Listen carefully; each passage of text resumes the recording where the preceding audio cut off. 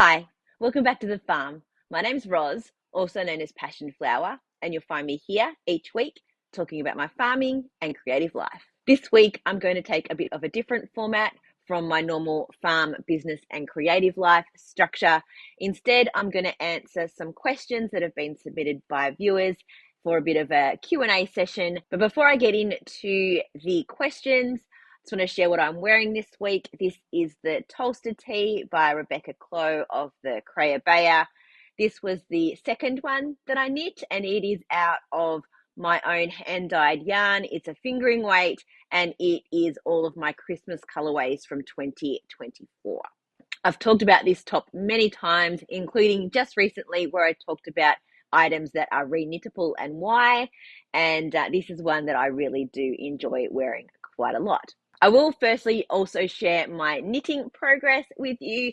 I have not done a ton of knitting, but I feel like I've made some significant progress since I shared my love cardigan with you last week. I'm now transitioned into the next color. Look, it's not 100% seamless fade. Clearly there's a difference, but I'm really liking how it looks. And I've got about 13 centimeters of the light purple here. Then I've got this sort of transition through the middle. And then I'm almost up to have done another 13 in just this color here. So I'm about to transition into my next semi-solid or variegated color, which will be this one, which will then go into this pink. So hopefully that will look quite cute. And then I'll finish with, I think I'm going to use this variegated skein to then transition, it's all tangled up, into this color.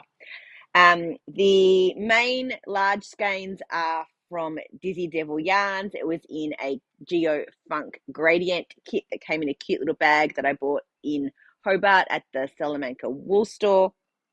And the mini skeins are hand dyed from Robin, who used to run Unwind Craft Cafe. And they were also, I think they're actually from the goodie bag from the same cruise that I bought the yarn. So it's kind of nice to be using some stash that was sort of all together that Tasmanian trip. I'm also enjoying the meditative nature of this. It's very simple to just follow on. I've finished doing the decreases in the side panels, so it's literally just straight knitting until I decide to stop at this point, and then I will obviously have to pick up and knit the sleeves. I ended up with this much of that first color, so I'm going to split this in half so that I make sure I have enough for the sleeves or each sleeve. And I had this much of the transition color, so again I'll split this in half. It's still coming, it's like a clown episode or something. So I'll split this in half and use that as the transition, and I may even end up knitting the sleeves two at a time. I'll see how I feel when I get to them. But yeah, I think I'm going to have a nice length in this cardigan, and then I should also still have plenty left to do full length sleeves as well. So now on to the questions. I've broken them up into farm, business, and creative.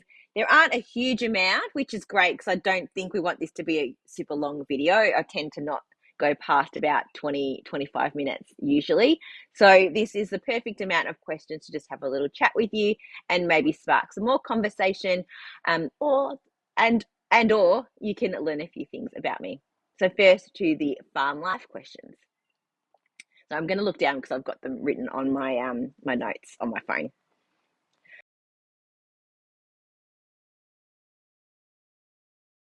Okay, first question. Do you miss living in the suburbs? And I mean, it's been 6-7 years now that I lived here on the farm. And before that, I was living in the outer suburbs of Melbourne. So not like very built up area. I mean, you know, there were neighbours literally like fences and neighbours and all that kind of thing. And before that, I did live for a time in the city, a bit further in inner suburbs, and then also in the middle of the city as well. So I've kind of experienced the gamut of places to live in terms of very close quarters, lots of noise, somewhere in between, and now being here on the farm. And I think, and I mentioned this in one of my very, very early videos about the things that I didn't expect about living on the farm was actually how noisy it can be. But obviously, they're very different noises to when you're living in the suburbs. You don't hear other people, or people's TVs or people walking past your house or anything like that. But there are the dogs barking, the chickens. There are so many birds, way more birds than in the suburbs. We get quite a lot of tourist traffic on our road, so you hear a little bit of that. I've talked about the winery across the road that uses their like air guns to scare away birds. That hasn't started yet, by the way, which is quite nice. So I don't miss living in the suburbs for the congestion and the closeness or of the noises of other people. But I do miss the suburbs for ease of going shopping, being closer to things, um, Uber Eats, um, things like that. So getting hot takeaway, or a variety of hot takeaway. There's our fish and chip shop is really great, the closest one to us. But apart from that, there aren't a lot of really great warm takeaway options that are like everywhere else is about half an hour drive away. So if you want to have it at home fresh, you really can't. Um, Also, that driving to somewhere, you're about half an hour away from anywhere before you go even close to being somewhere else. And I know lots of people live further out, but that's probably my only sort of bugbear in terms of not being in a suburb, is that I feel like if I want to go and buy something, like go to Spotlight or Bunnings or whatever, because of also where I work, which is about that half an hour drive away, I kind of don't go any further than that. And so to go to those other shops becomes, for me, and I guess it's because I'm a little bit of an introvert and I really like to conserve my energy, um, is that it feels like a real excursion, and that you have to kind of like stack those jobs on top of each other in order to really make the most of going on a trip. And it feels like quite an excursion. But apart from that, when I am just sitting in my house with my cats, watching a show or knitting, or doing gardening or whatever, I am much happier, and really don't miss that sort of suburban small block life. It's much nicer to be here in the open space where you can just go for a walk on your own property and get some peace and quiet and explore the bush. I'm just looking out and there's this really bright wattle that I can see just over there, which has just bloomed in the last few days, which is really nice. And yeah, just being in what feels like fresher air and having more space. All right. What is your favorite season and why? Fair enough question, because I talk about the weather a lot in my farm life sections because it really does have an impact on you almost every day here in terms of how everything operates on the farm. And I've also talked about previously the 6 seasons of the Wurundjeri people and how that links to what's happening in terms of animals and winds and all of that kind of thing. I'll see if I can find the image and I'll pop it up on the screen for you. So my favorite seasons are about now, so spring in Australia. Apart from, oh, as I sniff, apart from the that hay fever that we get from our long grass starting to grow, which it is getting much longer now. It's really started to take off in the last week. So now is a really great time of year. It's warm, but the nights are still quite cool. There is lots of flowers growing, so the garden looks really lovely. It's that time of year where you don't need the heater on and you don't need the air conditioning on, and I really love that time of year. I think that's really perfect. So about now, mid spring, and then I would say also late autumn is kind of the same. When you're coming out of winter, you start to feel that sort of warmth in the air a little bit, and you can start to see things like pick back up and start to grow again. So they would for sure be my favorite times of year. Um, I'm not a huge fan of really hot weather. I just melt, and you'll find me in the air conditioning as much as I possibly can. I mean, I do come outside, but it's not my favorite place. And then super cold winter is not my favorite either. I certainly wouldn't feel comfortable living in a colder climate with snow or anything like that. Even though I do love my winter woolens, but I get reasonably cold pretty quickly. So once it's probably below about 10 degrees, I would have my winter stuff on rather than when it gets much colder than that. So yeah, now springtime and late autumn. Now on to a few business questions. What yarn dyes do you use? I have talked about this before, and I think I've done a whole video where I spoke about my recipes and the colors that I use and how I mix colors. The dyes that I use are this is just a small tub of one of the colors. It's a Jacquard acid dye, and the acid refers to what makes the dye adhere to and stay on the yarn. So it's a powder that you mix with water, and then you can either use citric acid or vinegar to help it, allow it to set. By itself, it does not set. It needs heat, and it needs an acid, and that's what makes it stay on the yarn. So I use a set of sort of warm colors and a set of cool colors. I have about, I'm trying to think how many I have now. I've kind of expanded my colors a little bit more than the previous video that I have talking about it. I think I probably have about 16 colors. So I have a yellow, and then I have an orange, I have a pink, and I have a purple.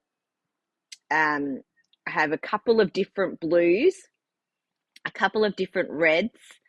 I have a black and a silver, and a few sort of tealy greens as well.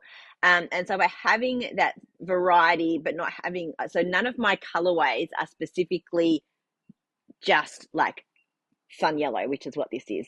Like I do not have a sun yellow colorway, and I don't ever just use the plain straight powder.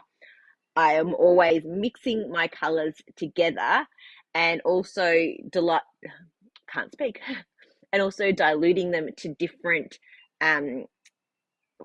depths of shade to create my colors. So that's how to get the variety of colors within a palette.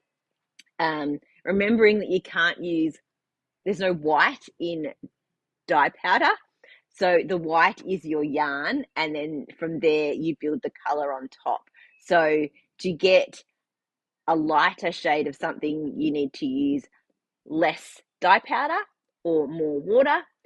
And to get a really deep saturated color, you need to use more dye powder or less water.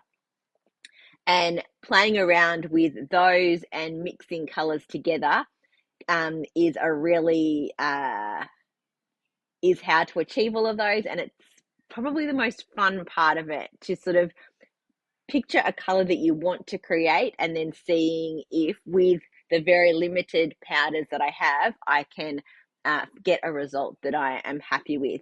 I find that creating greens is actually the funnest, best thing I enjoy doing, which is funny because I don't have a ton of greens in my color library at the moment. I did use quite a few greens on my Christmas colorway this year, and I kind of then layered them on top of each other, but it might be fun to sort of pull each of those individual colors out and perhaps do some greens just by themselves. But yeah, I'm getting carried away talking about mixing color, because it absolutely is one of my favorite things to do, and is probably the main reason why I enjoy dyeing yarn. Like, that's where the real magic happens for me. And the next question is, what inspires your colors? So many things, and it absolutely depends on my mood. It depends on the seasons. From the series of colorways that I've done in the past, a lot of them have been around nature and living here on the farm and colors of flowers and things like that. And I think that's always a really strong influence. The colors of the sky. Uh, I'll often see something, a combination of colors together, and I'll take a photo, and then I'll leave that sitting in my photo album for a while and think about how I might be able to apply that. Um, I did a whole series this year on songs that I had heard while I was dyeing yarn, and they were very different in terms of their inspiration. I'm thinking moving forward about some new colorways and probably more again around nature and being here on the farm and how and just interpreting things in a bit of a different way. Um, and I think I'm gonna try and be a little more seasonal in my colors, if that makes sense. So kind of timing them a little bit in terms of, especially we just talked about my favorite seasons, and this kind of works really well. In terms of making sure that I have my flowers and bright greens and everything as we come into spring. And I do have a few sort of summery kind of colors that I've done in the past, and I've got an idea for a few more of those. So probably not as much winter. Winter here is not kind of not the same as like winter in the northern hemisphere, where you've got like the snow and the ice, and it's sort of like blue and all of that kind of thing. Here it's kind of a bit grey, to be honest, and I don't know how inspiring some of those colours might be, but there might be a way that I can reinterpret what that means in terms of winter. um, and autumn, there's always a lot to explore in terms of leaf colours and things like that. I've done a few, but I that's sort of where my urge is at the moment, to kind of go back to that a little bit, but maybe reimagine some of my earlier colorways. Now on to the creative or knitting questions. What cast off do you use on your socks? I get this question a lot. So I'm going to answer it again here because it comes up a lot, especially when I say that I knit my socks toe up, and a lot of people find that their cast off on the cuff is way too tight and they can't get it over their foot, and they think that by doing the cast on and then going down, that will make it much better, but then they find that the cast on is a bit too loose. So the cast off I use is called, I believe it's called the Russian bind off. I will find a link and I will put it below, and I might type out the instructions and put them on the screen. It's very simple. It is, you knit one stitch, you knit the second stitch, and then you knit those together through the back loop. And then you knit one stitch and you knit those two together through the back loop, and you do that all the way around. I generally tend to not do it in pattern. So if you're doing a 2x2 rib, I tend to just knit all the way around. And I find that works for me in terms of giving a really nice stretchy bind off. It gives a really clean chain look edge around the top, and it doesn't make it flare too much. I find that if I do it in pattern, that it flares a little bit more, but your mileage may vary. You might find that you don't mind that look. And once you have it on your leg, you don't really notice it, but I prefer to do it in just knitting all the way around. Is there a knitting technique you haven't tried yet but would like to? I had read this question, but now I've really got to think about it. I haven't prepared any of these answers in advance, as you can tell.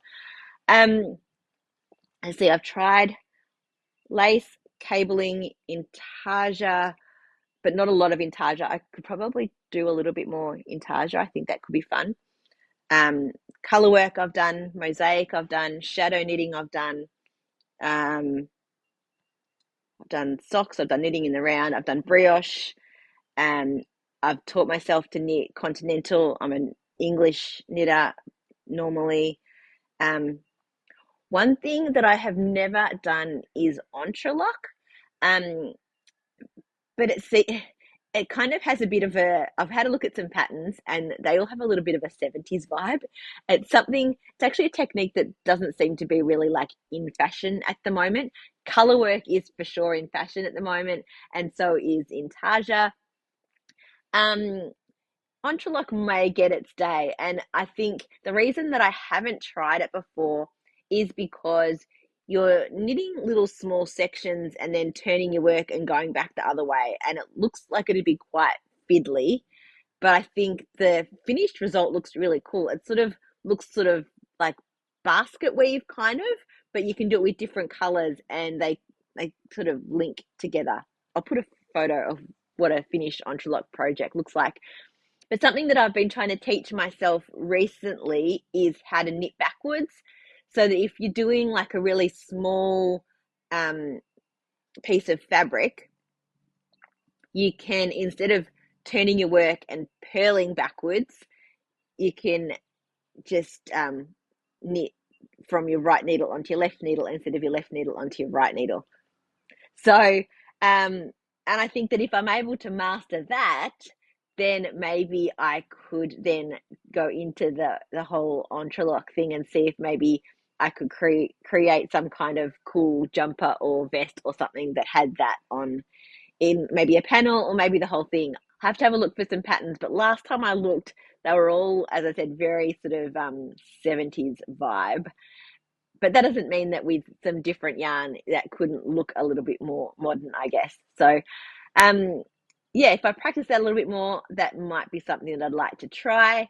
But first, maybe I should be saying that I want to master like knitting backwards first, and maybe so that would alleviate the needing to purl, and alleviate the need to turn your work in those situations on a small amount of stitches. Okay, I'm going to make this the final question because I've been recording for almost half an hour already and I don't want to make this too long. How much time do you spend knitting? Not as much time as you might think, given that I have a knitting podcast. I mean, but maybe you do, because you see, I don't necessarily have a ton of knitting progress every week, some better than others.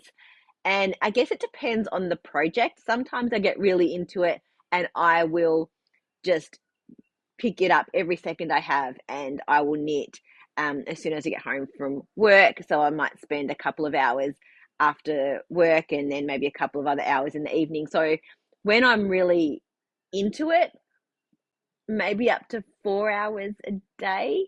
But other days, especially on the weekends when you think that I would have the most time, I am over here in the shed doing work for Passion Flower, dyeing yarn, all of the rescanning and labeling and all that kind of thing. And I may just sit down in the evening and maybe get half an hour to an hour in while I watch a show.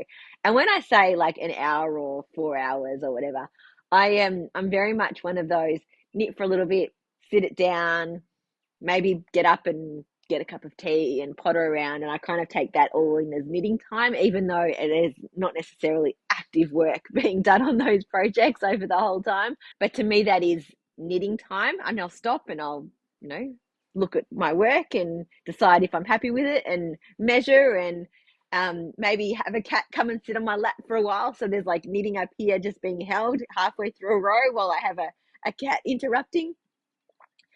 So all of that kind of factors in to that time that I spend.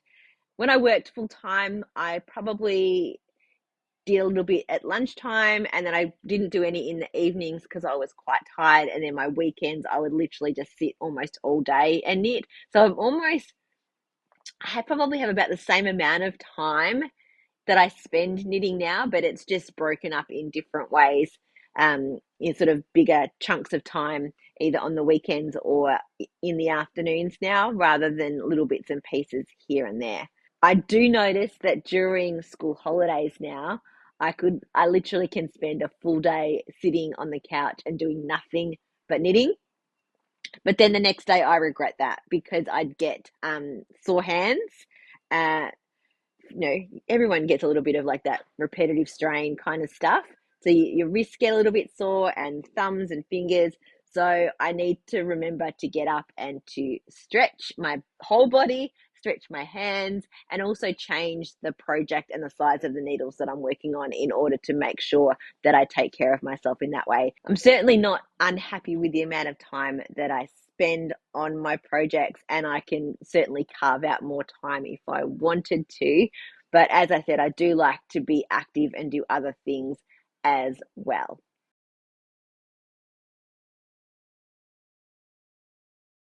Well, that's it for this week. I hope you enjoyed this slightly different episode.